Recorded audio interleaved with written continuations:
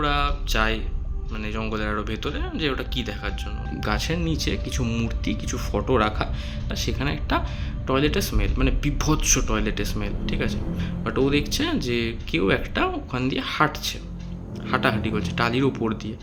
ও notice করছে যে যেই জিনিসটা ওখানেও দেখেছে সেই জিনিসটা ওকেই দেখছে। আর এখান থেকে মেন প্রবলেমগুলো শুরু হয়। বাইকে করে ফিরছে, তো ওরা নোটিস করছে যে কেউ ওদেরকে ফলো করছে, আর এই ফলো করাটা বাইকে বা গাড়িতে নয়, দৌড়ে। ওকে, সো ঘড়িতে এখন বেশ অনেকটা সময়। আমি জানি না অ্যাকচুয়ালি আমার কি বলা উচিত এখন, গুড নাইট কি গুড মর্নিং। তো আমি সে কথায় যাচ্ছি না, আমি মেইন টপিকে আসছি।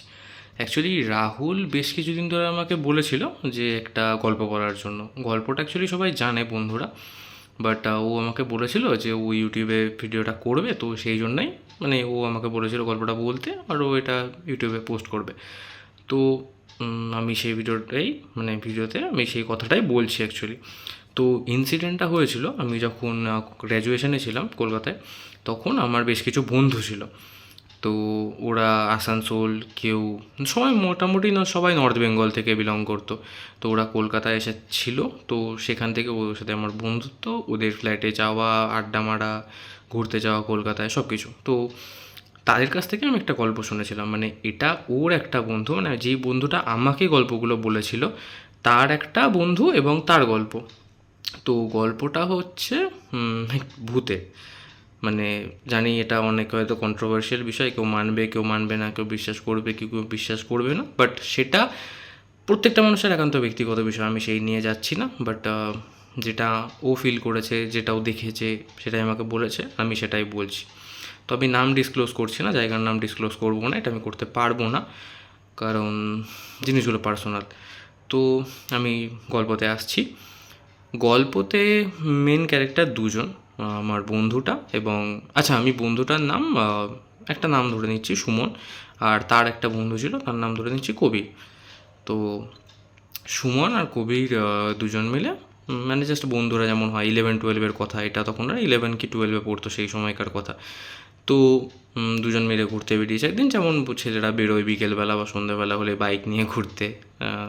তো সেরকমই একদিন এরকম ওরা বেরিয়েছে। সেদিন একটু সন্ধে হয়ে গেছিলো, সন্ধে 7টা কি 8টা এরকম সময় ছিল। তো ওদের ওখানে একটা জঙ্গল ছিল। তো জঙ্গল ইন দ্য সেন্স মানে ফরেস্ট, মানে রানাঘাটে যেমন ফরেস্ট আছে, তো ওদের ওখানকার সেমন একটা ফরেস্ট ছিল। তো ফরেস্টে গিয়ে ওরা জাস্ট নর্মালি একটা সিগারেট লাইট করেছে, দুজন মিলে স্মোক করছিল। তো সেই সময় ওরা শুনতে পায় মানে দূর থেকে মানে একটা সাউন্ড ভেসে আসছে।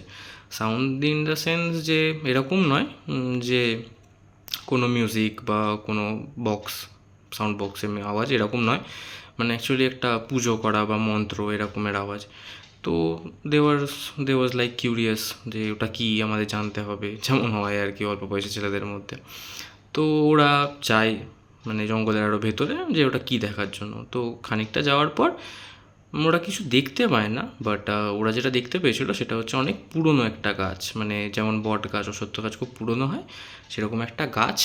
আর গাছের ওখানে কী ছিল, যে গাছের নিচে কিছু মূর্তি, কিছু ফটো রাখা, যেগুলো অ্যাকচুয়ালি পুজো করা হতো। এবং যেই সময় ওরা গেছিলো ওরা দেখে বুঝতে পেরেছে যে অ্যাকচুয়ালি কিছুক্ষণ আগেই কোনো হয়তো পুজো হয়েছে।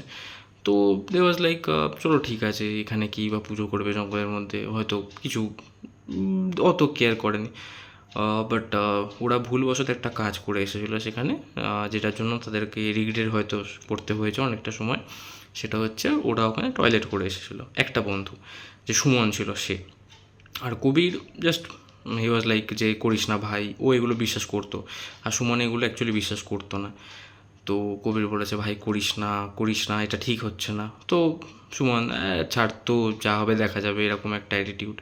তো ওই দিন ওরা ফিরে আসে নর্মালি, কিছু বুঝতে পারেনি। তো নেক্সট 2 দিন পর থেকে মেন প্রবলেমগুলো ফেস করা শুরু করে সুমন ফার্স্ট। তো সুমন এরকম একদিন টিউশন থেকে 11-12 যেহেতু, তো সেই সময় টিউশন থেকে বাড়ি ফিরেছে, আর সেটা শীতকাল ছিল। আমি যে কথাটা মানে গল্পটা বলছি সেটা পুরোটাই শীতকালের একটা সময়। আর নর্থ বেঙ্গলের দিকে ইউজুয়ালি ঠান্ডাটা একটু বেশি পড়ে, কুয়াশা ঠান্ডা সবই একটু বেশি থাকে।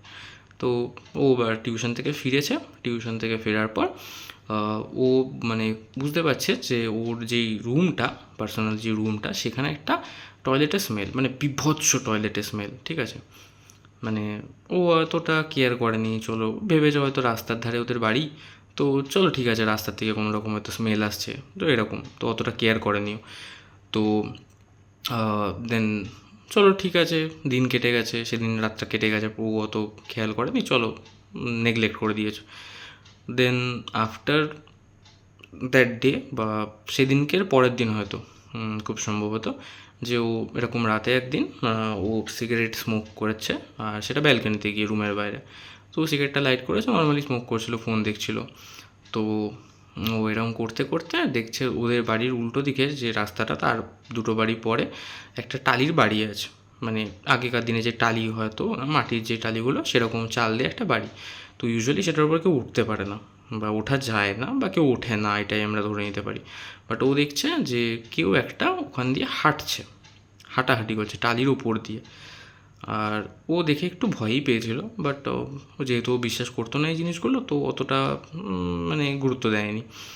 তো ও যখন সিগারেটটা স্মোক করা কমপ্লিট, মানে সিগারেটটা ফেলতে যাবে, ও নোটিস করছে যে যেই জিনিসটা ওখানেও দেখেছে সেই জিনিসটা ওকেই দেখছে। আর এখান থেকে মেন প্রবলেমগুলো শুরু হয়। মানে সেদিন বীভৎস ভয় পেয়েছিল, মানে আই ওয়াজ লাইক, ও আমায় গল্পগুলো বলেছিল, এখন আমি বলছি, আমার জাস্ট গুজ বাম্পস হচ্ছে, আমি ফিল করতে পারছি ও মানে যেটা আমাকে বলেছিল সেদিনকার, সেই মানে একটা এক্সপিরিয়েন্স এখন আমার গুজ বাম্পস হচ্ছে, আমি সেটা হয়তো 4-5 বছর আগে শুনেছিলাম। তো দেন ও দেখছে যে ওটা ওর দিকে তাকিয়ে আছে। এটা শোনার পর আমার ভয় লেগেছিল, আর হয়তো এর থেকে অনেক বেশি পরিমাণে ও ভয় পেয়েছিল।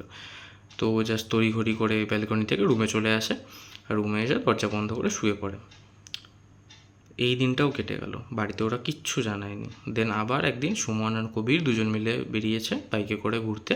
দেন দুজনের মধ্যে আলোচনা হচ্ছে যে ভাই এরকম এরকম হচ্ছে। সুমন বলছে হয়তো মনের ভুল, কবির বলছে হয়তো মনের ভুল। বাট সেদিনকে ওদের ফিরতে একটু লেট হয়ে গেছিলো, লেট নাইট হয়ে গেছিলো, মানে 11টা-12টা এরকম টাইম।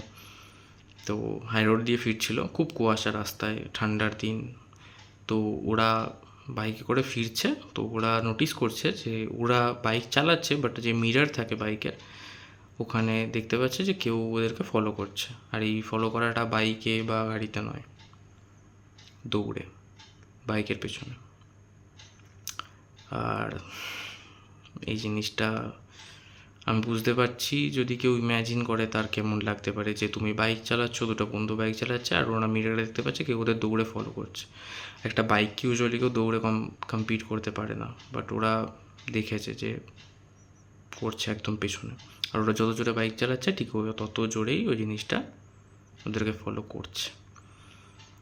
তো আফটার অল দ্যাট ওরা বাড়িতে আসে, সেদিন ওরা প্রচণ্ড পরিমাণে ভয় পায়। বাড়িতে এসে মা বাবাকে সব কিছু জানায়, আর ওর মা বাবারা ডিসাইড করে যে ওদের মানে বাড়ির কাছেই একটা বড় মন্দির আছে, সেখানে যে পুজো করে তার কাছে যাবে, সব কিছু জানাবে। দেন ওরা জানায়, বাট ওরা যাওয়ার পর ওরা যে জিনিসটা শুনতে পেরেছিল, সেটার জন্য হয়তো ওরা দুজনের মধ্যে কেউই তৈরি ছিল না, বা ওর মা বাবা ওদের ফ্যামিলির লোকজন কেউই তৈরি ছিল না। তো সে বলে যে ওরা সেদিনকে যে কাজটা করে এসেছিলো জঙ্গলে গিয়ে, যে টয়লেট করা, সেটা ছিল ওখানে একটা আদিবাসী সম্প্রদায়ের দেবতার মূর্তি, সেখানে ওরা টয়লেট করে এসেছিলো। তো I was really like having goosebumps. তো ওরা টয়লেট করেছে, সেটার জন্য সে দেবতা রুষ্ট হয়েছে, এবং তার জন্যই এত কিছু ওরা ফেস করেছিল। আমি তাও পুরো সব কিছু বলতে পারলাম না, কারণ অল্পটা অনেক বড়, আর অনেক দিন ধরে জিনিসগুলো হয়েছিল, অনেক দিন পর ওরা লাস্টে এই স্টেপটা নিয়েছিল।